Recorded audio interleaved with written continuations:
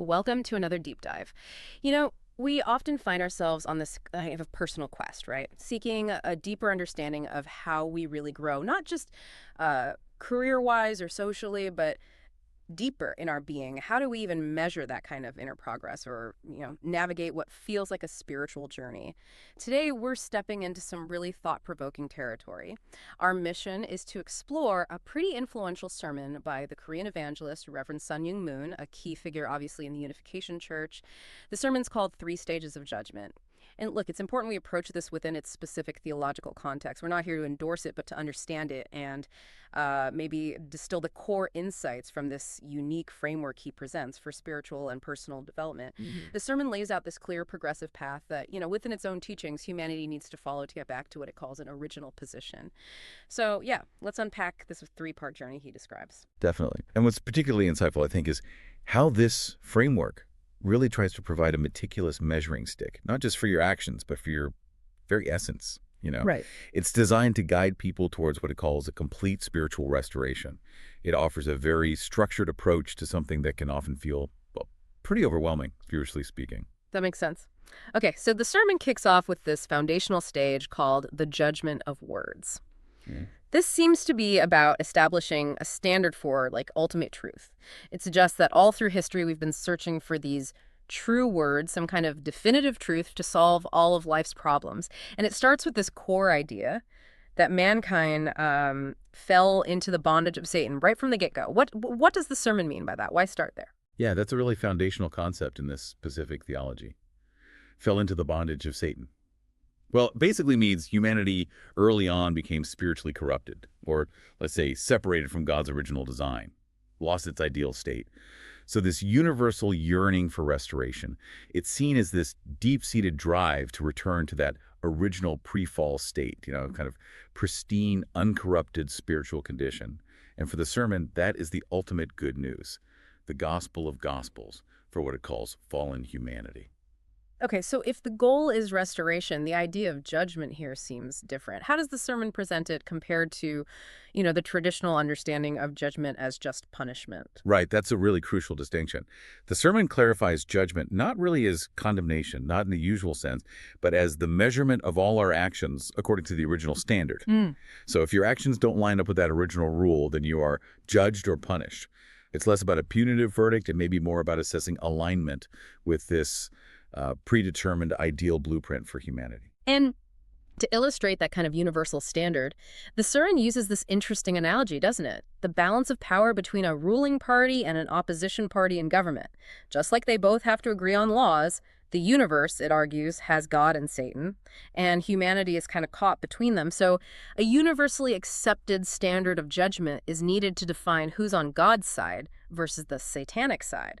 It's about having an objective measure, right? Exactly, an objective measure. And the sermon describes human history as this progressive spiritual ascent, like climbing mountains. Each age presents a new peak to climb. People in each era, like, say, the Old Testament time, had to decide their allegiance, their side, and then start another hike to an even greater height. It's presented as this continuous unfolding process of spiritual elevation. And right at the very top of this climb, the sermon places Jesus. He embodies the highest peak of truth, literally the fruit of God's logos. Indeed. And the sermon points directly to Jesus himself, quoting, I am the way, the truth, and the life, and also referencing how the Old Testament pointed towards him. So in this context, truth is seen as God's divine guidance. It's a path so essential that the sermon suggests even God himself holds it in high regard. Okay, this brings us to a really core concept within the sermon, what it calls the divine principle. Now, for those maybe less familiar, this is the foundational theological text of unificationism. And the sermon presents it as the measure or the way, the guide to reach God in that original ideal state. It's about straightening out humanity's tangled way. And what's really insightful here, I think, is how the sermon argues that spiritual truth isn't just about belief or good intentions. It's presented as a precision tool, almost like a detailed operating manual. It suggests that without this specific divine principle, your deepest spiritual efforts, no matter how sincere, might be as ineffective as, say, trying to untangle a complex knot with just brute force. It really highlights a very practical, almost methodical approach to spiritual progress. That kind of stands out. Yeah, it does. And the sermon uses these really striking analogies to explain how this truth is found and like internalized. Take that knotted rope or string example you mentioned. You can't just use blind strength or random pulling to untangle knots, right? You need a rule, a standard. Similarly, it argues just praying blindly or trying hard won't solve spiritual problems without a specific guiding principle. It's a powerful illustration. Or there's the analogy of a blind man with a sword. God wouldn't just hand a weapon to someone who doesn't know how to use it because, well, they might grab the wrong end, the blade instead of the handle. Everything must meet its standard. The divine principle, then, is what liberates us into true words, the truth. It provides the necessary instruction manual, so to speak. And the driving a car analogy really drives home that need for precision. To speed safely, you need practice, perfectly round wheels, the same air pressure in all the tires, and as it says, not an inch of freedom in the steering. It really underscores the necessity of exact adherence to the principle, not just a casual understanding, if you want to reach that original position safely and, well, efficiently. These analogies definitely build a compelling case for why this truth, this principle, is seen as so necessary. And the sermon stresses the importance of repetition and learning it, compares it to polishing a diamond, or cleaning a room every single day, or chewing food really thoroughly to get the real taste. The insight here is that repeated practice isn't supposed to be fatiguing. It's actually essential for that deep, ingrained understanding. It helps reveal the true essence of the teaching. Right. So once we grasp that standard of truth, the sermon argues, the real challenge begins. Can you actually live by it?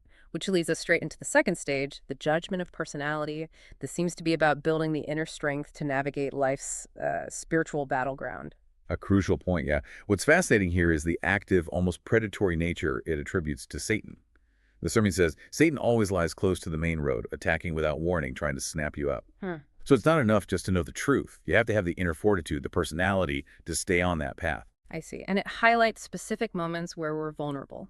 Satan attacks, it says, when you're in slumber or relaxation, or when you're in distress or despair, feeling frustrated.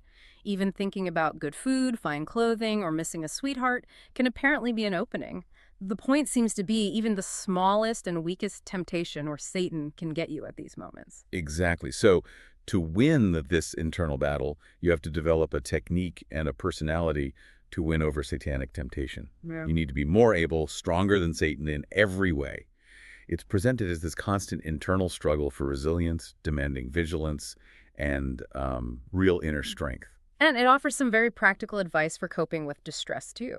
When you're tired and frustrated, the sermon advises going away from the observation of others, then meditating and praying for specifically 3 days.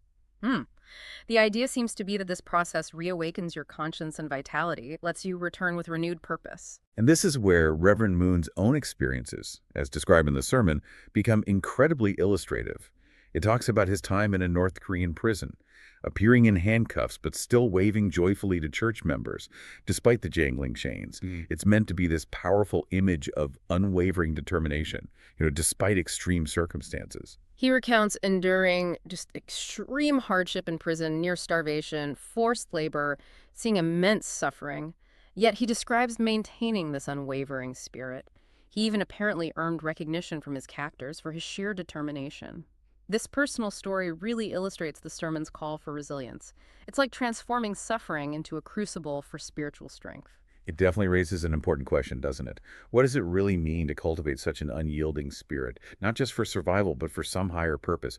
The whole idea of embracing hardship as a training course, that's a profound reframing of suffering, turning it into an opportunity for spiritual growth. The sermon then issues what it calls a stark call to action. It states that the heavy world is falling to destruction, and that some people, must do this job. It urges the listener to be prepared to die for the cause, to save the world, to have the attitude of being ready to die ahead of others. Now, this dying for the cause seems less about literal physical death necessarily, and more about a willingness to completely sacrifice yourself for a higher mission. Right. And it also references Jesus' example of spiritual victory, noting that Jesus died a physical death, not a spiritual death. The implication is clear. If your spirit stays undaunted, you can be resurrected again. So dying a courageous death, again, meaning that complete spiritual commitment, allows one to work through your descendants because God, within this framework, is always on the side of righteousness. The sermon takes this concept even further. It says that being resolved to live for the cause and die for the cause means you are, in a sense, already being resurrected. You're transcending life and death. You're on God's side, becoming an incarnation of God, which means embodying God's will and attributes, being sane and whole and all-powerful. And it totally challenges our definition of happiness, doesn't it? The sermon suggests this new standard where even eating humble food, being clad in rags, being sheltered in a humble place can be happiness if it aligns with this higher purpose. It's a complete reevaluation of worldly comfort, a real testament to inner resolve. So passing this judgment of personality comes when you become that incarnation of God's word, totally intact from any satanic invasion at all levels, individual, family, national, worldwide. At that point, the sermon claims Satan will eventually just give up and leave you, recognizing your unwavering strength. Just like Jesus faced death and prevailed spiritually. It's about reaching this internal state of absolute impermeability to temptation, a profound testament to character, like a kind of spiritual armor. Spiritual armor, exactly. And once that foundation of truth and character is firmly set, the sermon elevates us to what it presents as the ultimate test, the judgment of heart. Yeah. This sets the final and perhaps highest standard, the standard of love. Right, and this final stage really pushes the boundaries of what we typically think of as love. It sounds like it's not just an emotion, but this all-encompassing way of being and acting. The sermon defines true love as starting by loving someone else in the object position. It has to be unreserved, with not even a little bit of ego. Oh, it requires denying your whole being in loving your spouse. Wow, if even a tiny particle of self is left, the love is not a wholesome one. That's radical self-abnegation. It suggests a love that mirrors a divine, almost aching heart. It calls us to a truly transformative experience, far beyond our typical understanding of love. And this unreserved love is presented as the prerequisite for receiving God's love. You cannot dream of receiving his love unless you practice loving others to this extreme, self-sacrificing standard first. It sets an incredibly challenging benchmark for what it means to be a ready vessel for divine affection. And the scope of this love isn't just for a sweetheart, right? It's for every lost child of God. It involves longing for them until you are worn out in tears, investing your life and soul in them, expecting your life and heart to be multiplied through this selfless devotion. It sounds like a very active, almost relentless form of compassion. And this ties directly into the sermon's concept of the purity of love. Self-centered love is described very negatively as robbing of love. It even draws on Jesus' teaching, suggesting one must feel like plucking them out or cutting them off if eyes or limbs are used for impure love. It really emphasizes the absolute need for internal purity in your intentions and actions. Then the sermon takes this very serious, almost heartbreaking turn. It invites the listener to actually cry in empathy for what it describes as God's plight. It paints this picture of a wholesome, perfect, absolute God looking down at a world that it sees as spiritually disfigured, disabled, and crippled. Basically, humanity far removed from its divine ideal. The sermon suggests God is ready, longing to pour out pure love, but finds no ready vessels, no people truly prepared to receive or reciprocate that love in the way it's envisioned. That's a truly empathetic portrayal of the divine within this specific theology, isn't it? It suggests God's desire throughout history has been to find the Messiah, a true son, someone ready to truly love God back. Because in his view, many saints and humanity itself have betrayed him. The Messiah's role, then, is seen as unique and absolutely essential to address this divine sorrow. And Reverend Myung declares this personal responsibility for the totalization of all the betrayals committed by past humanity, and also the saints who apparently failed their missions. The stated goal is to return glory to God, to clear away his resentment and sorrow and disillusionment. That's a significant claim of spiritual stewardship, a profound sense of responsibility for humanity's spiritual state. Yeah, and it connects to the idea that God has been planting his love in human hearts all through history. Now, humanity must reap these loves and return all he planted to God. The sermon tells the listener directly, you are the totalization of the fruit of history. It implies that each individual holds the culmination of all this divine investment and, crucially, the responsibility to bring it to fruition.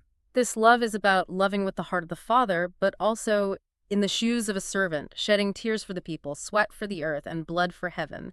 It's an active, relentless pursuit of connection and restoration. And it encourages constant self-reflection, urging us to continually ask, am I loving people with that kind of love? This love extends to thinking of every single person you meet as someone you are there for, someone for whom your hardships will bear fruit eventually, someone you will never let him go until he has returned to God. It's a high bar, no doubt, requires profound empathy and unwavering commitment. And ultimately, it poses this profound question. Are you qualified heirs to God? Can God actually rely on you to leave everything in your hands? This, the sermon says, is the ultimate measure of love coming from God. It's the final qualification. The sermon then concludes by linking all this to the kingdom of heaven on earth, describing it as the dwelling place of those who have won in the judgment of heart, built with our own hands. Right. And if our love is never quite enough, if we continue to struggle harder in what it calls repentance, then the heavenly kingdom cannot but come through you. It's a vision of a transformed world, driven by this absolute self-sacrificing love. So we've journeyed through Reverend Sun Myung Moon's 3 stages of judgment, aligning with true words, that's truth, developing an unyielding personality, that's character, and cultivating this boundless, selfless love, the heart. Yeah, and if we connect this to the bigger picture, it suggests these judgments aren't really external verdicts, are they? They're more like an internal process of continuous refinement, aiming to bring us into a state of profound alignment and purpose, at least within this specific theological framework. It's presented almost like a lifelong curriculum for the soul. Right. This deep dive has certainly offered a unique framework for looking at spiritual growth and personal transformation from the perspective of this particular sermon. It's kind of a call to action for internal reflection, isn't it? Urging you, the listener, to maybe consider how you measure your own journey against such a distinct and frankly demanding set of standards. So what does this all mean for you as you navigate your own quest for truth, build your resilience, and strive to connect more deeply in your life? Well, if the ultimate measure of our being, as presented here, lies in such an expansive, almost radically self-sacrificing love, and in our capacity to share that love with every single lost child of God, what deeper reservoir of compassion and strength might we unlock if we dared to pursue such an audacious standard? And maybe how might that pursuit reshape not just our own personal world, but the very fabric of the society around us if it were adopted more widely? That's something truly worth pondering, I think.